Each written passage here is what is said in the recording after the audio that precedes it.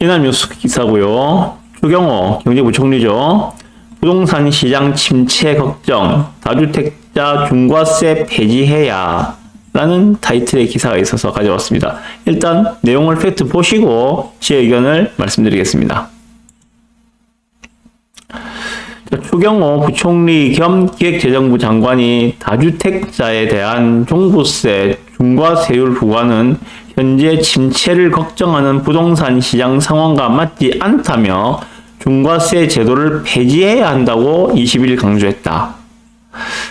종부세 고지서가 아마 이번 주에 다 날라 들어올 겁니다. 다들 각오하고 계시죠? 물론 뭐 대부분의 분들은 종부세 부담 안 하시는 분들이 더 많을 거예요. 제 방송을 보시는 분 중에서. 그렇지만 부담을 하시는 분들도 분명히 있을 겁니다. 그분들 작년과 더 상승한 금액의 종부세 고지서를 아마 받아보시지 않을까 생각이 들어요. 왜?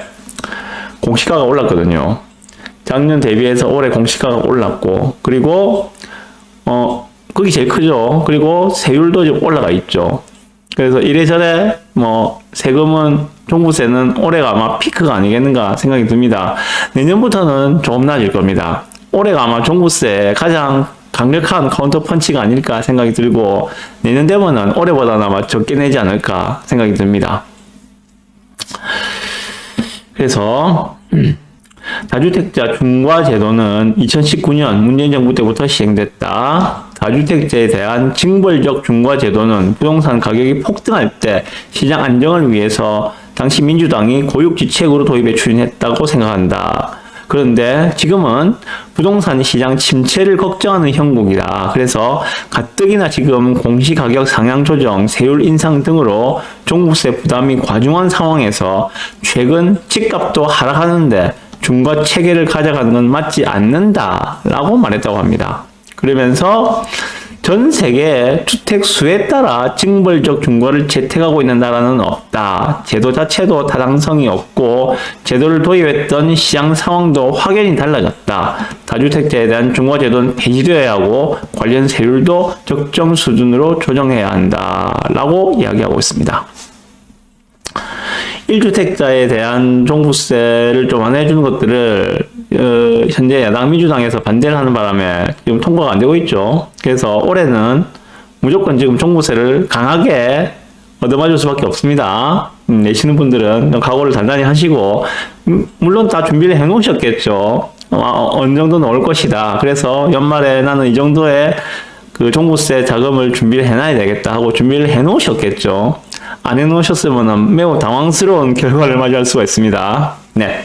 자, 보시죠. 그러면 여기에 대해서 제 코멘트를 말씀드릴게요. 다주택자 중과를 폐지하자면서 다주택자에 대한 지금 어느 정도 우호적인 입장의 발언들이 나오고 있습니다. 자, 보시죠. 윤석열 정부가 들어서면서부터 주택에 관련된 꼬여있던 그러한 규제책들 갖다가 지금 하나씩 풀어내주고 있습니다. 가장 대표적으로 볼 수 있는 게 부산 전 지역이 조정지역에서 해제가 되었죠. 그리고 얼마 전에 11월 11일입니까? 그때는 전국에 지방 전체가 다 규제지역에 조정지역에서 해제가 되었습니다. 그리고 인천도 전체가 다 조정지역에서 해제가 되었습니다. 현재 조정 및 투기 관련로 묶여있는 곳은 서울과 인접한 하남, 과천, 성남 중에서도 수정구 중원구 빼고 수정구 분당구, 그리고 광명시, 요게만 지금 규제로 묶여있고 나머지는 전국이 다 규제가 풀린 상황입니다. 이렇게 지금 규제들은 풀려나가고 있는데 다주택자에 대해서는 어떠한 액션이 없었습니다. 액션이 없었는데 제가 이걸 가져온 이유는 이겁니다. 정계 부총리의 입에서 다주택자에 대한 어떤 우호적인 액션들이 나오고 있다. 요걸 말씀드리기 위해서 가져온 거예요. 이건 저는 시발점이라 보거든요. 자, 보시면 돈이 많은 사람이 더 많은 세금을 내는 것은 맞겠죠. 당연히 그거는 맞다고 생각합니다. 그런데 여기서 이야기하고 있는 것처럼 다주택자라는 이유만으로 중과를 한 것은 합리적이지 않은 것 같다. 그렇게 주택 수에 따라서 과세 세율을 갖다가 높이는 그런 나라는 전 세계에 우리나라밖에 없다. 이런 이야기가 보시다시피 있었죠, 그죠? 징벌적 중과를 주택 수에 따라서 징벌적 중과를 채택하고 있는 나라는 우리나라밖에 없다. 자, 그러면 이러한 합리적이지 않은 그 중과제 다주택자에 대한 중과를 이제 폐지를 하겠다라고 나오고 있고요. 그리고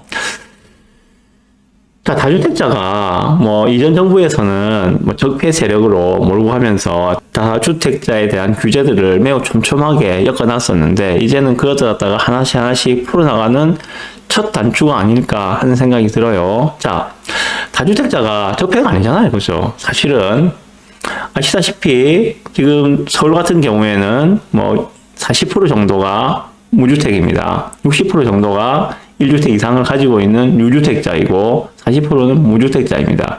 그럼 그 40%의 무주택자들은 어디 뭐 들어 살아야 될 거 아닙니까? 노후를 할 수는 없잖아. 그죠? 그 40%가 살 수 있는 집들을 다주택자가 공급을 해주고 있다.